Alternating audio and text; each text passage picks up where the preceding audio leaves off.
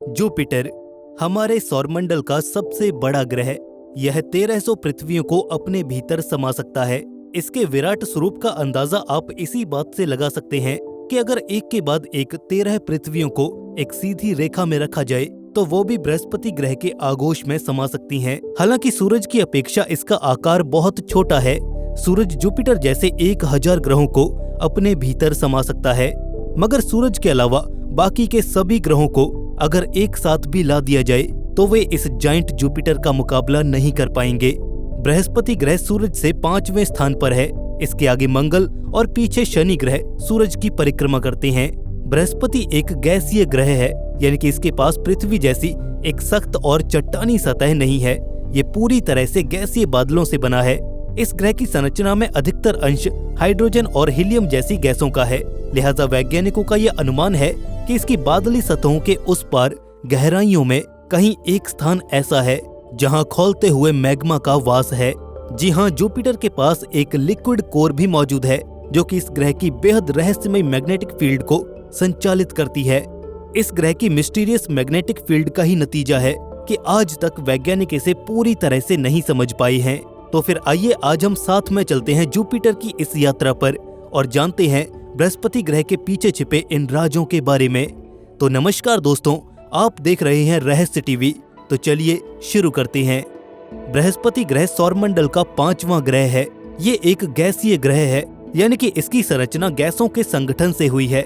आज से करीब 450 करोड़ साल पहले जब सौरमंडल की उत्पत्ति हुई तो कुछ ऐसे संयोग बने कि हाइड्रोजन और हीलियम जैसी हल्की गैसें सूरज से दूर जाने लगीं और धूल कण सूरज के निकट आते गए, जिससे जल्द ही सूरज के नजदीक ठोस सतह वाले चट्टानी ग्रहों ने जन्म लिया। तो वहीं सूरज से कुछ दूर एस्टेरॉयड बेल्ट के पीछे उन ग्रहों का जन्म हुआ जिन्हें आज हम गैस जाइंट के नाम से जानते हैं। रिसर्चर्स की माने तो जुपिटर और सैटर्न जैसे गैसीय ग्रहों की उत्पत्ति उस गैस क्लाउड से हुई थी जिसने कभी हमारे सूरज को जन्म दिया था। खैर, एक लंबे वक्त तक इन गैसों के संगठन के बाद ही इन ग्रहों की रचना हो पाई। अब देखिए, चाहे कुदरत हो या हम इंसान, कामयाबी चाहिए तो वक्त और कंसिस्टेंसी दोनों में बेहद जरूरी है। जी हाँ, हम बात कर रहे हैं आपकी कामयाबी की। अगर आप बीटेक या बीई कर रहे हैं तो indiavolve.com पर आपको पूरा सिलेबस मिलेगा आपकी सेमेस्टर क्लासेस के साथ। और हाँ, ये जॉब गारंटी भी देते हैं सारे स्टूडेंट्स को। indiavolve.com पर आपका पूरा सिलेबस 80% प्रैक्टिकल और 20% थ्योरी के साथ इनोवेटिव टीचिंग लर्निंग मेथड के साथ कवर किया जाएगा। आपके रेगुलर क्लासेस के सब्जेक्ट प्रोफेसर के साथ साथ इंडस्ट्री एक्सपर्ट्स और रिसर्च स्कॉलर भी आपको पढ़ाएंगे। indiavolve.com पर वैसे तो मंथली सब्सक्रिप्शन 1199 पर मंथ है, पर अगर आप अभी सब्सक्रिप्शन लेते हो तो आपको 50% डिस्काउंट, यानी कि ये सब्सक्रिप्शन आपको 599 पर मंथ पर मिलेगा और ये 50% ऑफ आपकी डिग्री पूरे होने तक मिलेगा। और ये ऑफर अभी लिमिटेड टाइम के लिए ही है। तो अभी जाइए indiavolve.com पर और अपनी इवन सेमेस्टर की क्लासेस का सब्सक्रिप्शन ले लीजिए। और हाँ, अगर आप अपने किसी फ्रेंड को रेफर करते हैं तो आपको पर रेफरल 100 रुपए का कैशबैक भी मिलेगा। तो अभी सब्सक्रिप्शन लें और अपने फ्रेंड्स को भी रेफर जरूर करें। Anyways, back to the video now. अब बात करते हैं 17वीं शताब्दी की। अंतरिक्ष इंसानों के लिए एक रहस्य भरा विषय है, क्योंकि आज तक इससे संबंधित जितनी भी बातें हम जानते हैं या कही गई हैं, उनका कोई भी वैज्ञानिक प्रमाण मौजूद नहीं है। इसी बीच यूरोप में एक महान एस्ट्रोनॉमर और साइंटिस्ट गैलीलियो गैलीली का उदय हुआ। गैलीलियो वो पहले वैज्ञानिक थे जिन्होंने मिरर्स और लेंस की सहायता से स्पेस को ऑब्जर्व करना शुरू किया। इन्हीं लेंसेज की मदद से गैलीलियो ने एक दूरबीन तैयार की और जब उन्होंने अपनी बनाई दूरबीन से अंतरिक्ष का अध्ययन शुरू किया तो सबसे पहले उनकी निगाह में बृहस्पति ग्रह आया। हालांकि ये पहली बार नहीं था जब इंसान इस ग्रह को देख रहे थे। आज से पहले भी कई प्राचीन सभ्यताओं ने अंतरिक्ष में बृहस्पति ग्रह के होने की पुष्टि की थी। फिर चाहे वो यूनान की प्राचीन सभ्यता हो या फिर भारत के वैदिक संस्कृति, इन एंशिएंट सिविलाइजेशन ने अपने हिसाब से जुपिटर की व्याख्या की थी। मगर अब जब गैलीलियो ने अपनी दूरबीन की सहायता से इस ग्रह को देखा तो पाया कि ये वाकई काफी ज्यादा रोमांचक और रहस्यमय था। गैलीलियो ने न केवल जुपिटर बल्कि इसके 4 बड़े चंद्रमाओं आयो, यूरोपा, गैनीमेड और कैलिस्टो को भी खोजा, जिन्हें आज हम गैलीलियन मून्स या फिर गैलीलियन सैटेलाइट्स के नाम से जानते हैं। एक वो दौर था और एक आज का दौर है।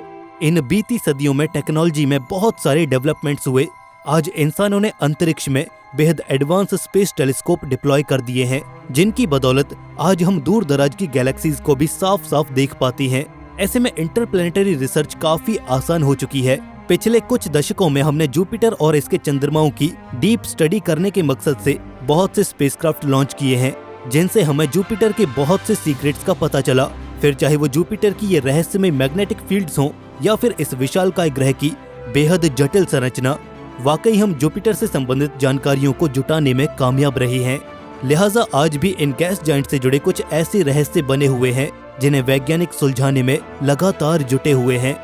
आइए बृहस्पति ग्रह से जुड़े कुछ ऐसे ही अनजान रहस्यों पर नजर डालते हैं। मिस्ट्री नंबर 1, जुपिटर पर हैवी एलिमेंट्स की मौजूदगी। अब तक वैज्ञानिकों को ये यकीन था कि जुपिटर की संरचना भी उसी हाइड्रोजन हीलियम क्लाउड से हुई थी जिससे एक वक्त पर हमारा सूरज बना था, मगर हाल ही में इस थ्योरी पर सवाल उठाती एक रिसर्च सामने आई है।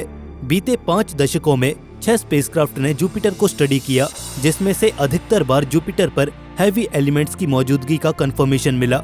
हालांकि उन्हीं एलिमेंट्स की तलाश सूरज पर की गई तो उनकी मौजूदगी का वहां पर कोई सबूत नहीं था।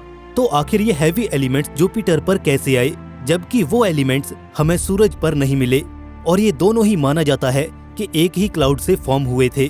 इस गुत्थी को सुलझाने के लिए हमें रुख करना होगा नासा के गैलीलियो स्पेसक्राफ्ट पर काम करने वाली वैज्ञानिकों की इस टीम का, जिसने अपनी ऑब्जर्वेशन में ये पाया कि जुपिटर पर इन हैवी एलिमेंट्स का आवागमन किसी बाहरी स्रोत से हुआ है। ये बाहरी स्रोत कोई और नहीं बल्कि कॉमेट या फिर एस्टेरॉइड हो सकता है। इस रिपोर्ट में वैज्ञानिकों ने ये दावा किया कि जब कोई भी हैवी एलिमेंट रिच कॉमेट या फिर एस्टेरॉइड जुपिटर के करीब से होकर गुजरता था तो जुपिटर के बेहद पावरफुल मैग्नेटिक पुल के चलते वो उसकी ओर खींचा चला जाता, जिसके बाद वो इवेंचुअली इसके भीतर गिरकर इसी में समा जाता। लिहाजा इस स्टडी को नकारती हाल ही में एक नई रिपोर्ट भी सामने आई है, जिसमें वैज्ञानिकों ने एक अलग ही संभावना जाहिर की है।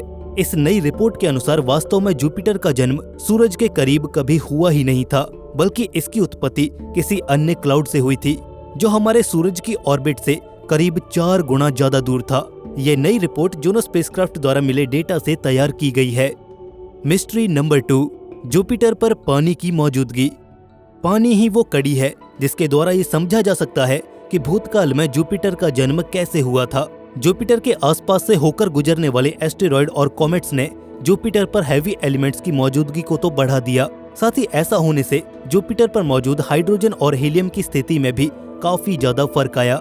हाल ही में हुई एक रिसर्च ने हमें ये जानने पर मजबूर कर दिया कि आखिर इस तरह के कॉमेट्स और एस्टेरॉइड्स के टकराव के बाद जुपिटर में किस हद तक पानी की मौजूदगी प्रभावित हुई है। ये बात है साल 1994 की। शूमेकर लेवी 9 नाम का एक कॉमेट बेहद तेज रफ्तार से सूरज की ओर बढ़ रहा था। ऐसे में उसके रास्ते के बीच में आने वाले जुपिटर से इसकी मुलाकात हुई और ये मुलाकात कब हादसे में बदल गई इसका पता ही नहीं चला। मेरा मतलब है कि ये धूमकेतु देखते ही देखते जुपिटर से जा टकराया, मगर ये इससे पहले कि जुपिटर के गैसीय बादलों में समा पाता, इससे पहले ही जुपिटर के इंटेंस टाइडल फोर्स ने इसका काम तमाम कर दिया। ये बहुत से छोटे छोटे टुकड़ों में टूटकर बिखर गया और वो टुकड़े बारी बारी से जुपिटर में जा गिरे। इस घटना के 20 साल बाद हाल ही में हर्शल स्पेस ऑब्जर्वेटरी ने जुपिटर पर एक ऑब्जर्वेशन परफॉर्म की तो वहां पर पानी का एक विशाल भंडार खोजा गया। नो डाउट ये पानी कॉमेट शूमेकर लेवी 9 से ही यहाँ पर आया है, क्योंकि पानी के अधिकतर ट्रेसेस इस कॉमेट की क्रैश साइट के नजदीक ही मिले हैं।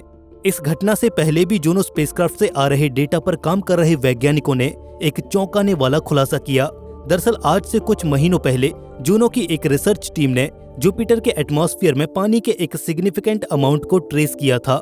इस टीम ने ये पता लगाया था कि जुपिटर के टैम यानी कि टोटल एटमॉस्फेरिक मॉलिक्यूल्स में से 0.25% पानी यानी कि H2O के मॉलिक्यूल्स हैं, जो कि पिछली रीडिंग से काफी बड़ा नंबर था। मिस्ट्री नंबर 3, जुपिटर की कोर का सच। जुपिटर की फिजिक्स को समझना बड़े बड़े स्पेस साइंटिस्ट के लिए भी सरदर्दी का काम है। बात करें अगर जुपिटर की संरचना की तो इसका अधिकांश 90% हिस्सा हाइड्रोजन से बना है और ये हाइड्रोजन जुपिटर के ऊपरी बादलों में व्याप्त है। ठीक उसी तरह जिस तरह पृथ्वी वायुमंडल में ऑक्सीजन और नाइट्रोजन जैसी गैसों को थामे हुए है। जैसे जैसे हम जुपिटर में और ज्यादा गहराई की ओर बढ़ते जाते हैं, वैसे वैसे हाइड्रोजन का दबाव भी लगातार बढ़ता जाता है और बीच में कहीं जाकर एक ऐसी अवस्था आती है जहां पर हमें तरल रूप में एक पदार्थ नजर आता है। ये पदार्थ किसी धातु की तरह ही इलेक्ट्रिसिटी को कंडक्ट कर सकता है। साल 2011 में नासा द्वारा पेश की गई एक फीचर स्टोरी में ये समझाया गया था कि आखिर किस तरह से जुपिटर की ये लिक्विड कोर इसके मैग्नेटिक फील्ड को अफेक्ट करती है। लिक्विड प्रेशराइज्ड हाइड्रोजन की इस कोर के बारे में अभी बहुत सारे रहस्य मौजूद हैं, जिनकी तलाश में वैज्ञानिक दिन रात जुटे हुए हैं। फिलहाल के लिए जुपिटर की गर्दिश में मौजूद जूनो इसकी कोर पर ही फोकस किए बैठा है। अभी के लिए जूनो का सबसे बड़ा उद्देश्य जुपिटर की इसी लिक्विड कोर में मौजूद हैवी मेटल्स की परसेंटेज का पता लगाना है। So last but not the least, mystery number 4, Jupiter पर चल रहे तूफानों और बवंडरों का सच। हम जब कभी भी जुपिटर की तस्वीरों को देखते हैं तो उनमें मौजूद ये धारीदार रेखाएं और घेरे अक्सर हमारा ध्यान अपनी ओर खींच लेते हैं। वास्तव में ये जुपिटर पर चल रहे स्टॉर्म्स हैं। ज्यादातर तस्वीरों में इन स्टॉर्म्स का टॉप व्यू ही देखने को मिलता है। ऐसे में इन बादलों के उस पार किसी की भी नजर नहीं जाती। बृहस्पति ग्रह को इसके बेहद सघन वायुमंडल ने घेरा हुआ है, जिसके कारण इसके भीतर देख पाना काफी ज्यादा मुश्किल है। पिछले कई सालों से जुपिटर को ऑर्बिट कर रहा जूनो स्पेसक्राफ्ट इस बात का पता लगाने में लगा हुआ है कि वास्तव में बृहस्पति ग्रह के इन बादलों के पीछे क्या राज है। जूनो से मिले डेटा से ये पता चला है कि देखने में महज धारियों और घेरों से दिखने वाले ये तूफान कई हजारों मील नीचे तक फैले हुए हैं। जुपिटर पर मौसम की लॉन्ग टर्म स्टडी के चलते बहुत से राजों को फाश किया जा सकता है, फिर चाहे वो पिछले 200 सालों से चल रहे इस तूफान द ग्रेट रेड स्पॉट के सिकुड़ने की वजह हो, या फिर बृहस्पति पर चल रही आंधियों के सटीक कंप्रेशन पॉइंट का डिमार्केशन। इन ग्रहों के रहस्यों से अगर पर्दा उठाना है तो हमें अच्छा खासा इंतजार करना होगा। वैसे 16वीं शताब्दी से लेकर आज तक जब भी हमने जुपिटर की ओर देखा तो उस पर चल रहे बवंडरों ने हमें अपनी ओर आकर्षित जरूर किया। इसके बारे में आपकी क्या राय है? क्या हम कभी बृहस्पति पर चल रहे बवंडरों के रहस्यों से पार पा सकेंगे या नहीं? अपनी राय हमें कमेंट सेक्शन में जरूर बताएं। बाकी अगर आपको ये वीडियो पसंद आया तो इसे लाइक और शेयर जरूर करें। ऐसे आगे और वीडियोस देखते रहने के लिए रहस्य टीवी को सब्सक्राइब जरूर करें। हम जल्द मिलेंगे आपको ऐसी एक और नई मजेदार वीडियो के साथ। तब तक के लिए धन्यवाद।